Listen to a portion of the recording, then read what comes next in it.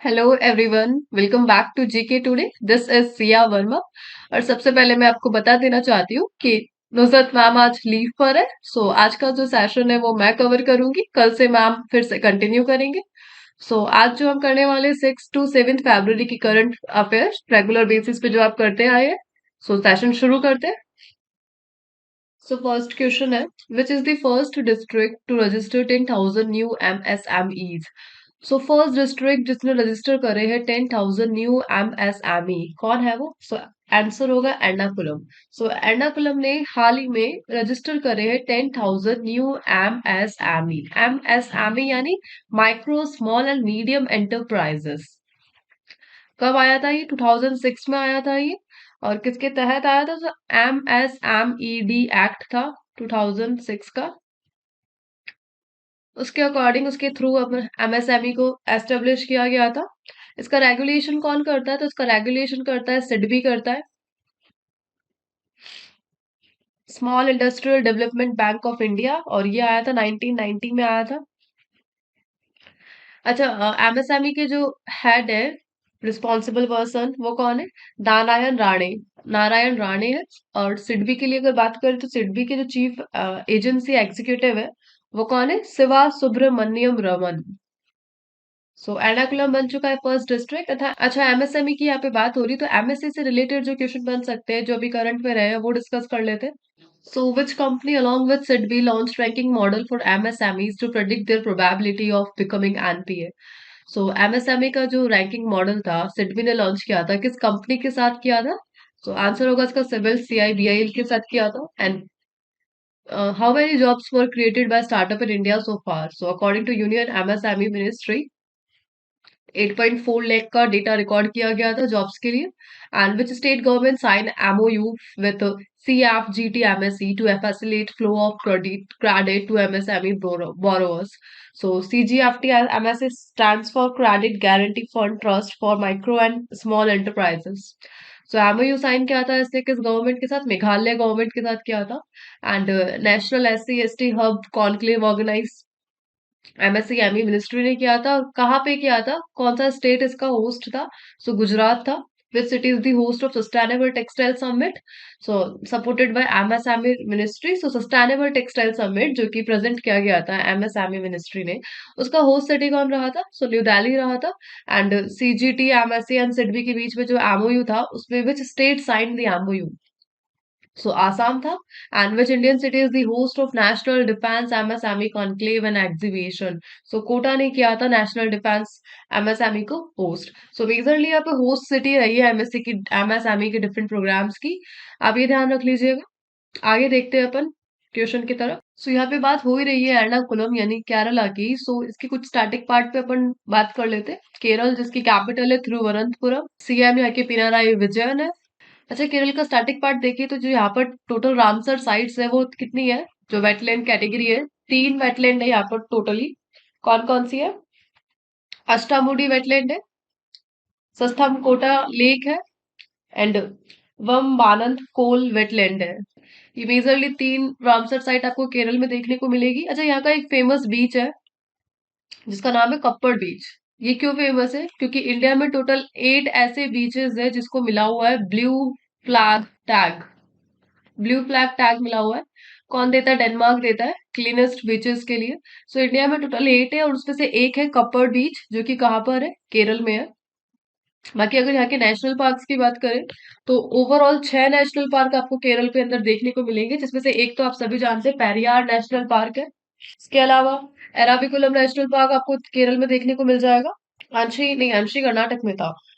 मचिकेंडम है एक, मचिकेंडम आपको मिल जाएगा नेशनल पार्क। और साइलेंट वैली नेशनल पार्क, ये तो बहुत फेमस है, ये भी आपको किस में मिल जाएगा? केरल में मिल जाएगा। अन्नामुडी, अन्नामुडी ये नेशनल पार्क है और वहां पर ये highest peak Anamudi and Anamudi national park and Pambadum Shola national park. So ये मेजरली आपको 6 नेशनल पार्क कहाँ मिल जाएंगे? केरल में मिल जाएंगे। अच्छा, केरल में बायोस्फीयर रिजर्व है? हाँ है, बिल्कुल है। अगर यहाँ के बायोस्फीयर रिजर्व की बात करें तो यहाँ पर एक ही बायोस्फीयर रिजर्व है जो कि आपको मिलेगा नीलगिरी में, नीलगिरी हिल्स में मिलेगा। तमिलनाडु और केरल का कॉमन पॉइंट नीलगिरी हिल्स एकमात्र यहाँ का बायोस्फीयर रिजर्व। और टाइगर रिजर्व की मैं बात करूँ तो टाइगर रिजर्व है यहाँ का पेरियार ही है, पेरियार। ठीक है। अच्छा, एर्नाकुलम में अभी क्या हुआ था रिसेंटली, एर्नाकुलम में संतोष ट्रॉफी जो किसने विन किया था, एर्नाकुलम यानी केरल ने जीता था। केरल ने किसके खिलाफ, वेस्ट बंगाल के। और फर्स्ट ओलंपिक गेम्स ये भी केरल में हुए थे, कहाँ पे हुए थे, त्रिवनंतपुरम में हुए थे। और फर्स्ट एक कोचिन इंटरनेशनल एयरपोर्ट फेमस रहा था यहाँ का, क्यों रहा था, क्योंकि कोचिन इंटरनेशनल एयरपोर्ट फर्स्ट सौर ऊर्जा से चलने वाला एयरपोर्ट है, सो ये एक नाम फेमस पे रहा था एर्नाकुलम से सॉरी केरल से रिलेटेड।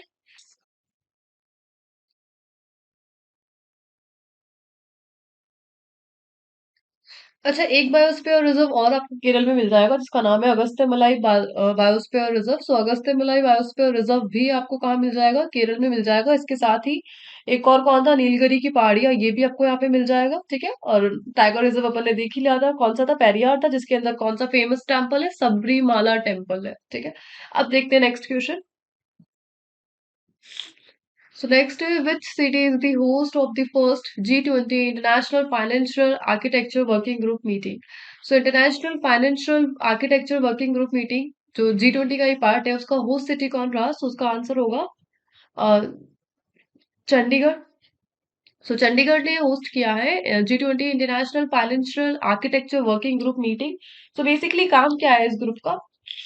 So, इसका मेन जो फोकस रहेगा वो फोकस है इंटरनेशनल फाइनेंशियल आर्किटेक्चर की ग्रोथ पर। मेन फोकस है, चंडीगढ़ में हुआ था। अच्छा, G20 से काफी होस्ट सिटी पूछी जा रही है, तो एक बार अपन वो डिस्कस कर लेते हैं। जिनमें से अभी हाल ही में हुई थी, Y20 हुई थी, कहाँ पर हुई थी, असम गुवाहाटी में हुआ था। So which country launch the G20 digital innovation alliance? So G20 DIA ये किसने लॉन्च किया था? सो इंडिया ने किया है। And which institution has been named as G20 science working group secretariat? So कौन था? IISc बैंगलोर यानी Indian institute of science Bengaluru था G20 साइंस वर्किंग ग्रुप का सेक्रेटरीट।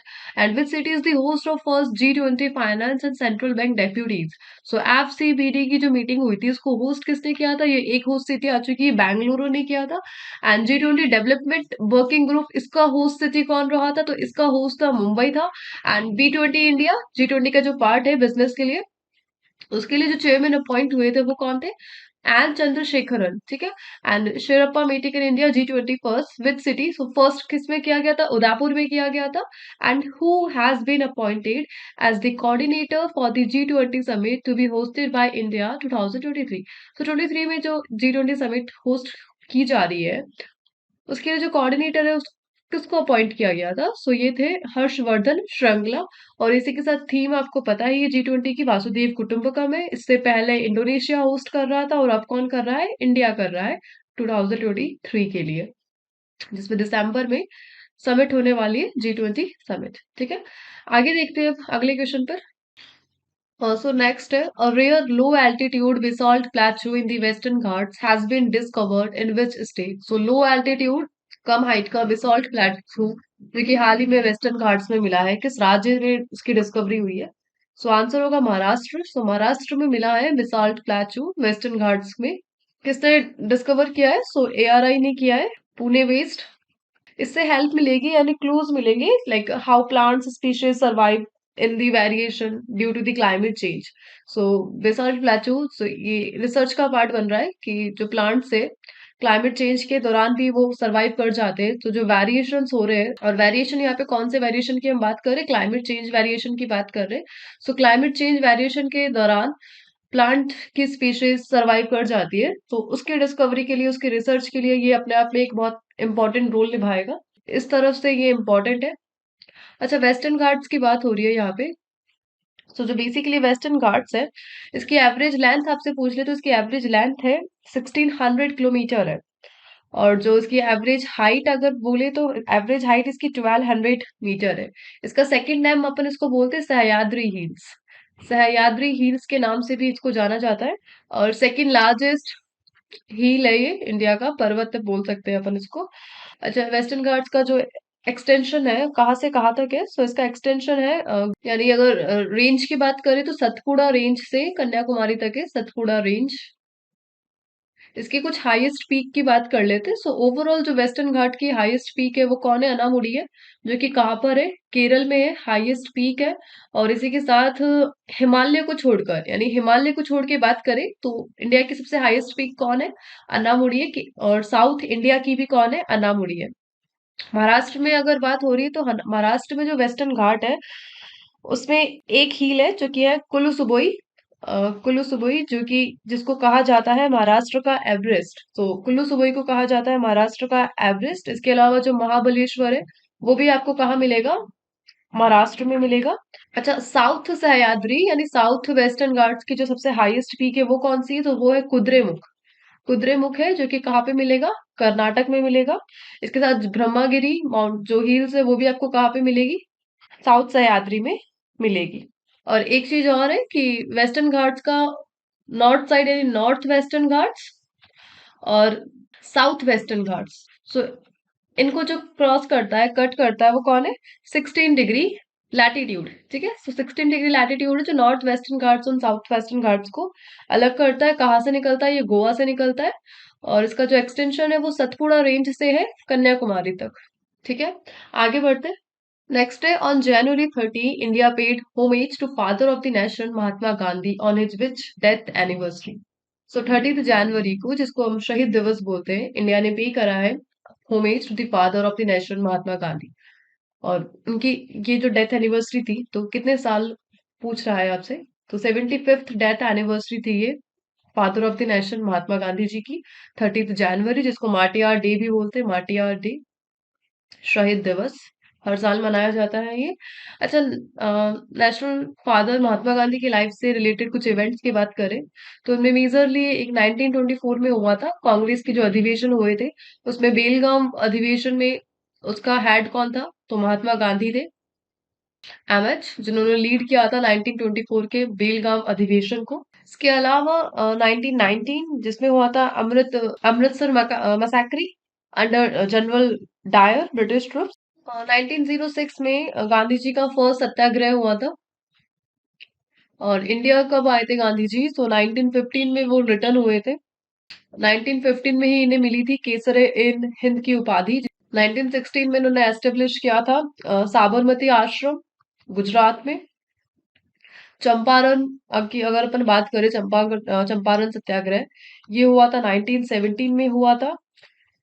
खिलाफत आंदोलन, सो खिलाफत आंदोलन हुआ था 1919 में। इसके अलावा नॉन कॉपरेशन मूवमेंट ये हुआ था 1920 में, जिसको असहयोग आंदोलन बोलते। और कांग्रेस की एस्टेब्लिशमेंट किया था कांग्रेस 1924 में, ये मैंने बता ही दिया आपको। और दांडी मार्च हुआ था 1930 में हुआ था। और सविनय अवज्ञा आंदोलन ये हुआ था, सविनय अवज्ञा मूवमेंट बोल सकते हैं, 1930 में हुआ था। इसके अलावा गांधी इरविन पैक्ट, सो गांधी इरविन पैक्ट ये हुआ था 1931 में हुआ था। सेकंड जो गोलमेज था, गोलमेज सम्मेलन, वो हुआ था 1931 में। पूना पैक्ट, पूना पैक्ट भी काफी पूछा जाता है एग्जाम में अपने वनडे पॉइंट ऑफ व्यू से। सो 1932 में पूना पैक्ट हुआ था। और एक हरिजन संघ संस्था, ये किसकी है? महात्मा गांधी जी की है, हरिजन संघ। और ये भी 1932 में एस्टेब्लिश किया था गया था। Last, Indian quit movement, Bharat छोड़ो आंदोलन। सो ये हुआ था 1942 में। ठीक है, और 30 जनवरी को इनका निधन हुआ था। सो जितने भी इम्पोर्टेंट है मैंने कवर कर लिए। आगे देखते हैं। नेक्स्ट है, which neighbouring country of India recently hike its prices of petrol and diesel by 35 rupees. So India के किस नेबरिंग कंट्री ने हाल ही में अपनी जो पेट्रोल और डीजल की प्राइसेस है वो 35 रुपीज से हाइक की है, इंक्रीज की है? सो आंसर होगा पाकिस्तान। सो पाकिस्तान में अभी 35 रुपीज का इंक्रीमेंट देखने को मिला है पेट्रोल एंड डीजल में। और अभी हाल ही में पाकिस्तान ने अम्यूनेशन भेजा था, किसको भेजा था? यूक्रेन को भेजा था, पोलैंड के थ्रू। और पाकिस्तान और इंडिया के रिलेशंस की अगर हम बात करें, रूट्स की देख लेते हैं। रिलेशन में रूट अगर मैं बात करूँ तो सी रूट है और बाय रोड है, लैंड रूट। सो सी रूट तो कौन सा है? मुंबई टू कराची है। एंड लैंड की अगर मैं देखूँ तो वाघा बॉर्डर है। Line of control India and Pakistan के बिटवीन है, रेड क्लिफ लाइन भी किसके बीच में है? इंडिया और पाकिस्तान के बिटवीन है। और डुरंड किसके बीच में है? सो डुरंड है पाकिस्तान एंड अफगानिस्तान के बीच में। पाकिस्तान एंड अफगानिस्तान के बीच में red Cliff India and Pakistan के बिटवीन है। और एक करतारपुर कॉरिडोर 2019 में साइन किया था इंडिया और पाकिस्तान ने। इसके अलावा इंडस वाटर ट्रीटमेंट, ये भी पाकिस्तान और इंडिया के बीच में एक ट्रीटी है। आगे देखते हैं नेक्स्ट क्वेश्चन। सो नेक्स्ट है, which country claim the inaugural U19 women's world cup title? So हाल ही में किस कंट्री ने under 19 women's world cup title को जीता है? First world cup under 19 women's कौन है? इंडिया। सो इंडिया ने जीता है women's world cup title first time. ठीक है। होस्ट कौन था इसका? सो जो होस्ट था वो था साउथ अफ्रीका था। टोटल कितने मैचेस हुए थे? सो जो टोटल मैचेस थे वो T20 फॉर्मेट में थे। और टीम्स कितनी थी टोटल? टोटल टीम्स थी 16 टीम थी। और अंडर 19 वुमेन्स वर्ल्ड कप की जो इंडियन टीम थी उसकी जो कैप्टन थी वो कौन थी? शेफाली वर्मा। एक ये नाम ध्यान रखिए, Shefali Verma, Indian women's cricket team की कैप्टन। और स्टैटिक पार्ट जो बनता है वो ये बनता है कि maximum number of world cup title for women, ये किसने जीता है? सो ऑस्ट्रेलिया ने जीता है maximum time women's world cup in the world. ठीक है। आगे देखते हैं अगला question. So next, which country won the Men's Hockey World Cup 2023 in Bhubaneswar? So किस देश ने जीता है Men's Hockey World Cup 23 Bhubaneswar यानी बिरसा मुंडा स्टेडियम राउरकेला, जो कि काफी सुर्खियों में था। सो इसको जीत लिया है हाल ही में जर्मनी ने। किसको हराकर? बेल्जियम को हराकर। और इस तरह जर्मनी उन वो चौथी टीम बन चुकी है, फोर्थ टीम बन चुकी है जिसके पास है मेंस हॉकी वर्ल्ड कप 3 और 3 से ज्यादा। ठीक है, मोर देन 3 और 3। ठीक है। और हाईली मैक्सिमम टाइम किसने जीता है? फोर्थ टाइम में बात करूं तो जीता है पाकिस्तान ने। क्या जीता है? Men's hockey world cup 2020। Men's hockey world cup 4 बार जीत चुका है पाकिस्तान। और इससे पहले जो एडिशन था उसमें कौन थी विनिंग टीम? सो उससे पहले थी नीदरलैंड था। ठीक है। सो ये कुछ पॉइंट्स थे। आगे देखते हैं। World economic outlook is the flagship publication of which institution? So world economic outlook जो कि एक रिपोर्ट थी, किस इंस्टीट्यूट ने इसको पब्लिश किया है? किसका फ्लैगशिप पब्लिकेशन है ये? सो आंसर होगा इसका इंटरनेशनल मॉनेटरी फंड, IMF। सो IMF ने ये रिपोर्ट हाल ही पब्लिश करी है, वर्ल्ड इकोनॉमिक आउटलुक। क्या था इस रिपोर्ट में? सो इस रिपोर्ट में मेंशन था कि about 84% of the countries are expected to have lower headline inflation in 2023। So lower inflammation की रेट को दिखाया गया है इस रिपोर्ट में। और अबाउट 84% जो कंट्रीज है आर एक्सपेक्टेड है have to have lower headline inflation. India की बात करें तो इंडिया का 6.8% से करंट फिस्कल ईयर के लिए 5% का इन्फ्लेमेशन का अंदाज लगाया है। और 2024 के लिए भी इन्होंने 4% का एस्टिमेशन बताया है। सो मेजरली आपको ध्यान रखना है कि वर्ल्ड इकोनॉमिक आउटलुक की रिपोर्ट किसकी है? इंटरनेशनल मॉनेटरी फंड की है। और जो रेट परसेंट बताया गया है वो 6.8 से कितना कम, 5% बताया गया है करंट फिस्कल ईयर के लिए 2023 22-23 के लिए। ठीक है। अच्छा, IMF इसके जो हेडक्वार्टर है वो कहाँ पर है? और इनके जो हेड है, ये काफी बार मैंने आपको बताया है जो हमारा मंथली वीडियो होता है। अगर आपने देखा है ढंग से तो आप बताइए। नेक्स्ट देखते हैं। Which city hosted the first employment working group meeting under G20 presidency? So again एक होस्ट सिटी आ चुका है, कौन है? First employment working group meeting under G20 presidency. So कौन होस्ट करेगा? सो जोधपुर करेगा इसको होस्ट। और कौन लीड कर रहा है इस एम्प्लॉयमेंट वर्किंग ग्रुप को? तो इसको लीड कर रहा है ministry of labour and employment. ये इसको लीड कर रहा है। इसके जो यूनियन मिनिस्टर है वो कौन है? भूपेंद्र यादव है। क्या काम करेगा ये ग्रुप? सो ये बेसिकली काम करेगा एम्प्लॉयमेंट वर्किंग ग्रुप, एम्प्लॉयमेंट की डिस्कशन के लिए अंडर G20 प्रेसिडेंसी। ठीक है, जोधपुर में होस्ट होने जा रहा है ये। नेक्स्ट क्वेश्चन देखते हैं। So which department of the finance ministry prepares the economic survey? So कौन सा डिपार्टमेंट है फाइनेंस मिनिस्ट्री का जो प्रिपेयर करता है इकोनॉमिक सर्वे को? सो आंसर होगा इसका department of economic affairs. So union ministry of finance के under department of economic affair है जो कि प्रिपेयर करता है इकोनॉमिक सर्वे। अच्छा, इसके लिए एक मेन पर्सन है जो इनको अपन बोलते हैं CAE, chief adviser, chief economic adviser. इनके कंसल्टेशन पर ये बनाया जाता है चीफ इकोनॉमिक एडवाइजर। और कौन है इसके लिए रिस्पॉन्सिबल पर्सन? तो इसके लिए रिस्पॉन्सिबल पर्सन है वी अनंत नागेश्वर। ठीक है, यही कंसल्ट करते हैं इकोनॉमिक सर्वे का आउटपुट। और इकोनॉमिक सर्वे को हमेशा पेश किया जाता है बजट, यूनियन बजट से एक दिन पहले, यानी यूनियन बजट को 1 फरवरी के पहले, 1 फरवरी को लॉन्च किया जाता है, तो उससे एक दिन पहले इकोनॉमिक सर्वे को रेडी किया जाता है under the department of economic affairs. ठीक है, नेक्स्ट क्वेश्चन देखते हैं। So next, which country is the partner country for Telangana's flagship event Bio Asia 2023? So कौन सा देश पार्टनर कंट्री रहेगा तेलंगाना का जो फ्लैगशिप इवेंट है बायो एशिया 2023? सो यूके है, यूनाइटेड किंगडम है जो पार्टनरशिप कर रहा है तेलंगाना के फ्लैगशिप इवेंट के लिए बायो एशिया। इसकी थीम अपने आप में इंपॉर्टेंट है, जो इसकी थीम है वो ध्यान रख लीजिए। इसकी थीम है advancing for Advancing for shaping the next generation of humanized healthcare. I repeat, advancing for shaping the next generation of humanized healthcare. ठीक है, ये इसकी थीम रही थी। सो ये आज का लास्ट क्वेश्चन था। 6 to 7 फरवरी की जो करंट अफेयर्स था यहीं पे खत्म होते हैं। और आज का ये जो क्विज सेशन है वो, सो टुडेज क्विज, सो ये 5 क्वेश्चन से आप अटेम्प्ट कीजिए इन्हें। आपको आते हैं वेल एंड गुड, कमेंट पे बताइए। और अगर नहीं आ रही है तो निराश ना हुई है, कंटिन्यूटी बनाए रखिए, आप कर पाएंगे इन क्वेश्चंस को भी। ठीक है, थैंक यू।